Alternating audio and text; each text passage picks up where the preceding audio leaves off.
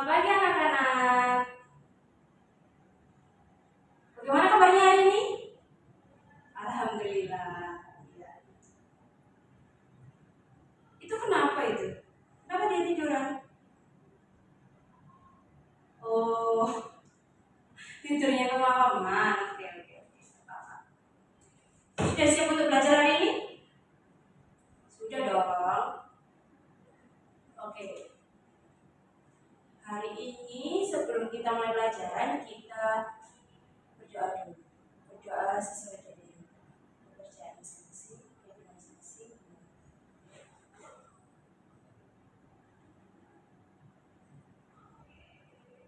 Sudah selesai. Sebelumnya ibu mau presensi dulu kalian, takutnya ada yang nggak masuk terus ditulis hadir.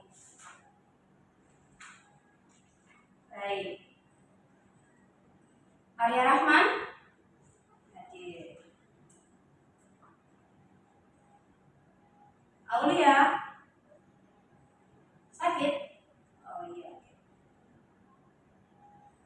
Andi? Oke, hadir. Marcel? Jadi yang hadir itu 28, yang sakit 1 ya. Baik. Oke, untuk hari ini kita mau bahas salah satu materi yang ada di favorit kalian. Ibu yakin pasti ada jadi salah satu materi favorit kalian di belajar bahasa Indonesia. Jadi hari ini kita akan membahas debat. Debat. Kalian pernah dengar nggak sih debat itu apa? Ayo, kamu? Nggak tahu? Marcel? Iya. Kalian pernah kan lihat di televisi ada satu tim dan tim lain saling beradu argumen. Ya, itu debat. Jadi, debat itu apa? Debat itu merupakan pertentangan argumentasi terhadap suatu isu yang sedang tren atau sedang naik-naiknya dari berbagai sudut pandang yang berisi alasan kenapa seseorang dapat mendukung argumen tersebut ataupun menolak atau membantah terhadap argumen tersebut. Tujuannya apa sih seperti itu? Iya, betul. Tujuannya untuk mengeksplorasi alasan dibalik suatu sudut pandang. Kenapa sih dia bisa mendukung suatu isu ataupun suatu topik, dan kenapa sih dia bisa membantah atau menolak kalau topik itu sebenarnya itu salah. Terus selanjutnya ada unsur debat. Unsur debat itu ada beberapa ya. Astagfirullahaladzim. Belum ibu besar kan ya, maaf. Kelihatannya yang berapa, maaf ya. Baik. Unsur debat ada beberapa. Yang pertama ada mosi atau topik. Jadi mosi itu apa? Silakan dibacakan. Jadi mosi adalah pernyataan positif yang menentukan arah dari suatu debat. Mosi biasanya dipilih berasal dari satu isu politik atau ekonomi atau sosial yang sedang tren-trennya. Salah satu contohnya ya di dunia pendidikan saja. Kalian pasti menggunakan ChatGPT sih untuk mengerjakan tugas? Iyalah? Iya dong. Salah satu contohnya ini, penggunaan AI atau AI sangat membantu dalam menyelesaikan tugas sekolah. Itu salah satu contoh masih. Kemudian ada tim afirmasi atau tim pro. Jadi tim ini nanti akan mendukung mosi. Mosi itu iya memang benar. Seperti contohnya tadi, penggunaan AI sangat membantu dalam menyelesaikan tugas sekolah. Jadi tim afirmasi nanti akan mendukung penuh dan memberikan alasan yang jelas kenapa mosi tersebut memang benar. Kemudian di satu sisi lain ada lagi tim oposisi. Tim oposisi itu adalah kebalikannya dari tim afirmasi. Jadi tim oposisi itu tim yang akan menyanggah, menolak, membantah dari mosi yang telah diberikan tadi. Jadi tim itu akan memberikan alasan berupa fakta dan data kalau ini ternyata tidak baik untuk mengerjakan tugas sekolah. Kemudian lagi ada moderator. Jadi moderator itu nanti pihak yang akan memimpin jalannya debat. Dia akan menjadi penengah dan akan membuka debat, kemudian memberikan kesimpulan dari debat tersebut, kemudian juga akan menutup debat. Lagi ada juri. Juri ini biasanya tidak selalu ada dalam debat, tapi juga penting. Biasanya itu ada di debat-debat yang diperlombakan saja. Jadi juri itu biasanya tugasnya untuk menilai jalannya debat, menilai apakah tim tersebut dapat mempertahankan posisinya sebagai tim afirmasi atau tim oposisi. Yang terakhir ada notulis. Notulis ini juga penting sekali dalam debat. Notulis ini tugasnya apa sih? Iya, tugasnya untuk mencatat jalannya debat dan hasil akhir dari debat atau kesimpulannya, yang kemudian nanti akan dibacakan agar semua pihak tahu apa sih simpulan dari debat yang telah dilakukan tadi. Materi selanjutnya kita akan membahas struktur teks debat. Struktur teks debat sendiri ada 5. Jadi yang pertama itu ada pengenalan atau definisi. Pada tahap ini, moderator akan membuka jalannya debat. Kemudian akan memperkenalkan mosi yang akan diperdebatkan. Kemudian menyampaikan tata tertib debat kepada setiap tim agar debat dapat berjalan dengan lancar dengan semestinya. Kemudian ada yang kedua, argumentasi.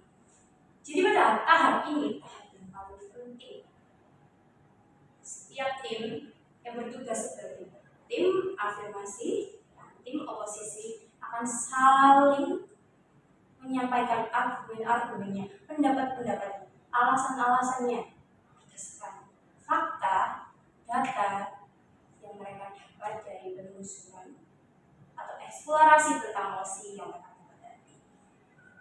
Setiap tim dalam praktik argumen ini harus bisa mempertahankan pendapatnya.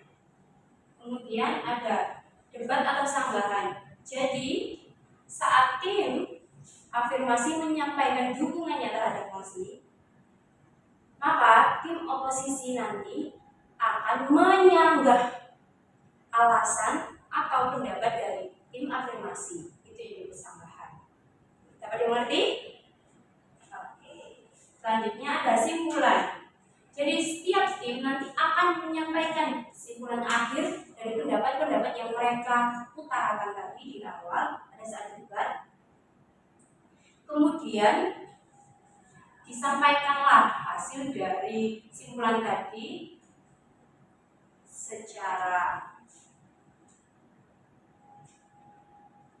kemudian disampaikanlah hasil dari simpulan tadi kepada semuanya. Dan terakhir ada penutup. Jadi di tahap ini nanti moderator akan menutup jalannya praktik debat dan meringkas hasil dari praktik debat tersebut. Ada yang perlu dipahami? Oke, paham semua ya, pintar sekali sih. Ini ada beberapa jenis debat. Yang pertama ada debat parlementer. Debat parlementer ini biasanya dilakukan di kalangan pemerintahan. Tujuannya apa? Untuk memberikan dan menambahkan dukungan bagi suatu undang-undang. Jadi perdebatan ini sangat intens ya, karena menyangkut keseluruhan bangsa kita. Makanya tidak boleh debat ini dilakukan dengan asal-asalan. Biasanya dilakukan di gedung DPR, di gedung MPR. Kemudian ada debat kompetitif. Ini biasanya debat yang dilakukan untuk kepentingan perlombaan. Siapa yang pernah ikut lomba debat di sini? Pernah? Bagus. Debat apa? Tentang pendidikan. Tujuannya apa sih? Debat kompetitif ini untuk menghasilkan putusan dan mengembangkan kemampuan mengutarakan pendapat atau argumen secara logis, jelas, dan terstruktur.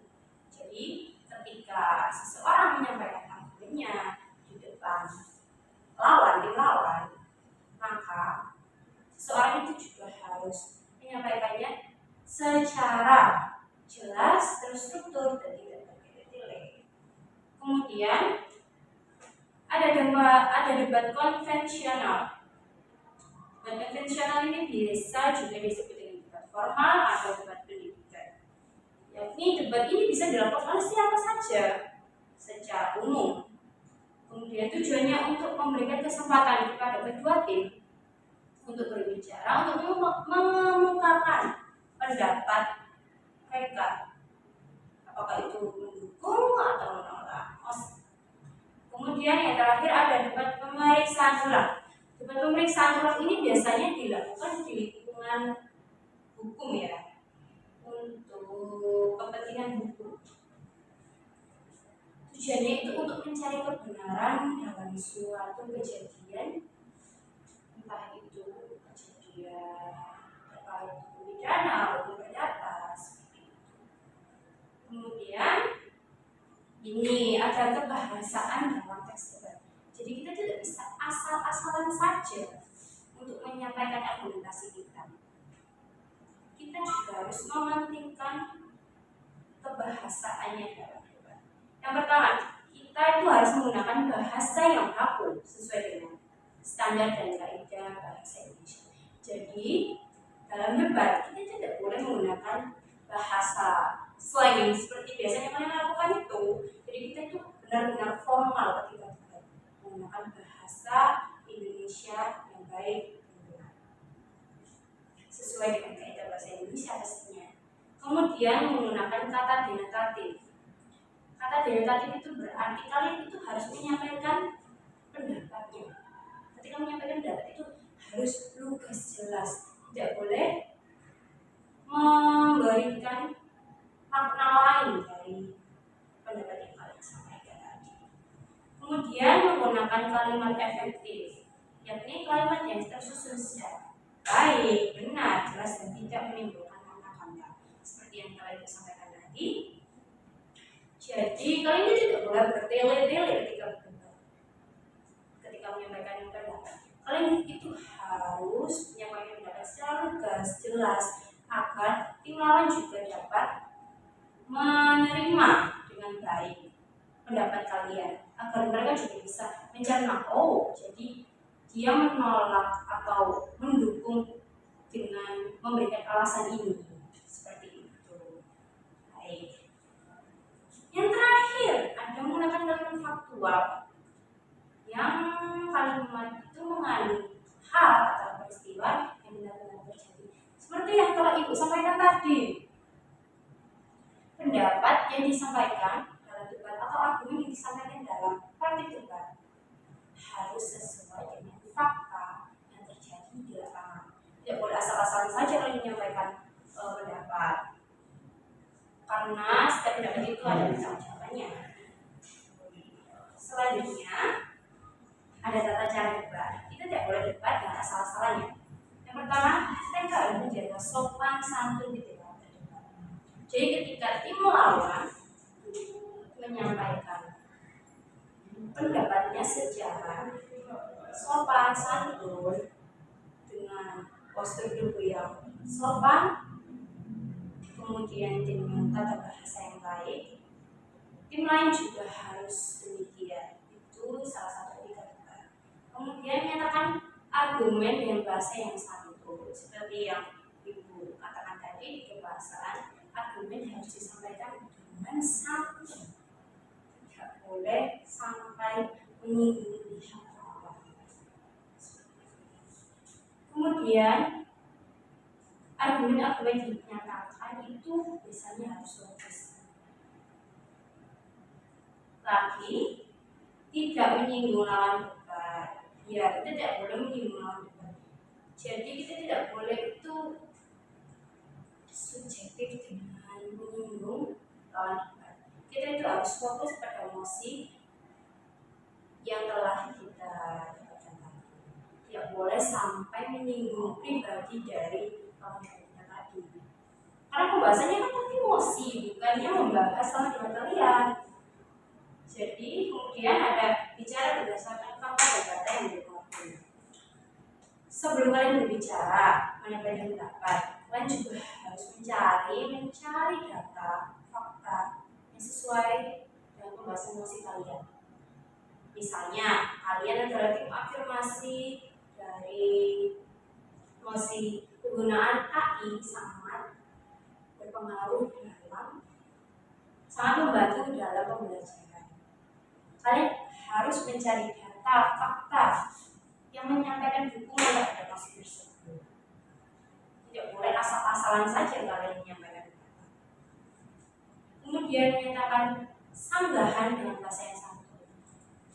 Ketika tadi tim afirmasi menyampaikan dukungannya tentang penggunaan AI untuk pembelajaran, tim oposisi harus menyampaikan sanggahannya. Sanggahan itu juga harus disampaikan dengan bahasa yang santun, perilaku yang santun, sebagainya. Tidak boleh sampai menyinggung pihak lain ya. Kemudian tidak menyatakan pernyataan negatif mengenai pribadi atau tidak. Seperti yang sudah disampaikan tadi, kita debat berarti berfokus dengan emosi yang telah disampaikan tadi, dibahas tadi. Jangan sampai kalian ketika menyampaikan pendapat tidak sengaja ternyata kalian itu malah membahas pribadi dari lawan kalian. Itu namanya subjektif. Kita berdebat dengan objektif. Kemudian setiap debat pasti memiliki aturannya masing-masing. Ketika lomba debat pasti ada waktu yang diberikan. Jadi setiap tim akan memberikan waktu 1 menit untuk menyampaikan pendapatnya. Ketika hal tersebut tim lain harus mematuhi peraturannya. Jadi tidak boleh tiba-tiba interupsi ketika mereka menyampaikan pendapat. Itu salah satu bentuk aturan. Ini Ibu ada video tentang debat. Tapi sebelum itu kita mau sesi tanya jawab dulu. Dari materi yang Ibu sampaikan tadi, adakah yang ingin bertanya? Ya, silahkan. Oh, baik. Pertanyaan dari Sally tadi, kalau debat di kelas itu termasuk debat apa? Oke. Debat di kelas tadi itu sudah disampaikan tadi termasuk debat apa, anak-anak? Iya, tadi itu termasuk dari debat konvensional, debat tentang pendidikan di lingkungan pendidikan. Tapi tergantung juga kalian maksudnya membahas apa. Meskipun kalian di lingkungan pendidikan, tapi tergantung juga mungkin maksudnya tidak membahas pendidikan. Kemudian ada lagi yang ingin bertanya? Ada yang tidak dimengerti dari penjelasan Ibu tadi? Mengerti semua? Bagus. Kalau seperti itu, Ibu akan memberikan satu tayangan video. Silakan disimak ya. Ini salah satu contoh lagi debat ya di sekolah.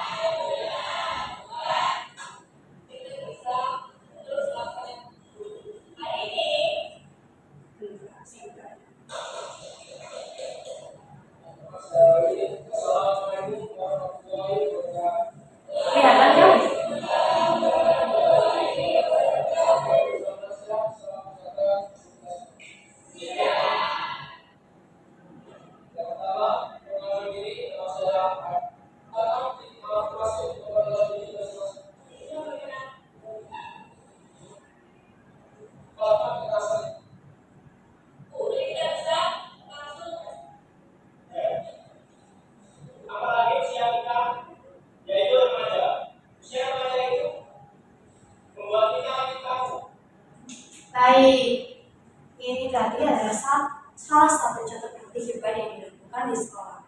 Salah satu contoh jenis debat konvensional. Kalau begitu sekarang Ibu minta tolong kalian buat kelompok. Satu kelompoknya berisi 5 orang. Ya. Jadi nanti sesuai materi yang Ibu sampaikan, kalian harus mengidentifikasi video ini dari unsurnya, strukturnya, kemudian kebahasaannya, apakah sudah memenuhi kebahasaan dari tes debat, kemudian apakah strukturnya tadi benar, apakah strukturnya sudah semua, kebahasaannya, tata caranya pun benar.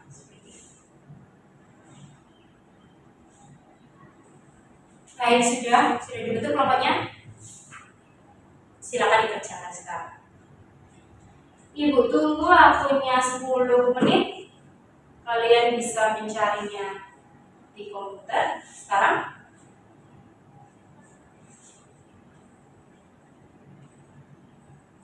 Baik, 10 menit sudah berlalu ya. Sekarang silahkan untuk salah satu tim membacakan hasil dari kerja kelompok. Berdiri.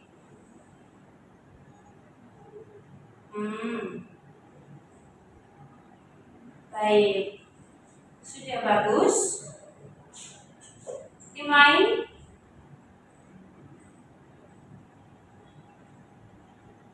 Baik, hampir sama ya. Untuk minggu depan, Ibu akan memberikan kalian tugas. Jadi Ibu akan memberikan kalian beberapa mosi atau topik yang harus kalian cari fakta dan datanya. Karena nanti kalian akan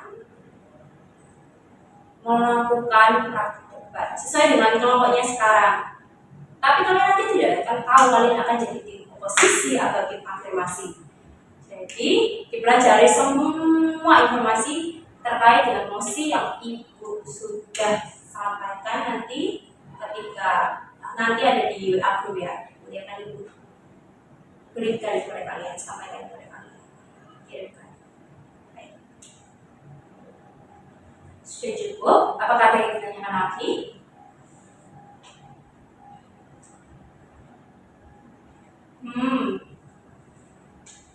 Baik, kalau gitu Ibu mau refleksi untuk hari ini. Silahkan, salah satu yang ada di pojok sana. Dari tadi diem saja. Tolong sampaikan satu refleksi tentang pembelajaran kita hari ini. Seru. Iya. Baik.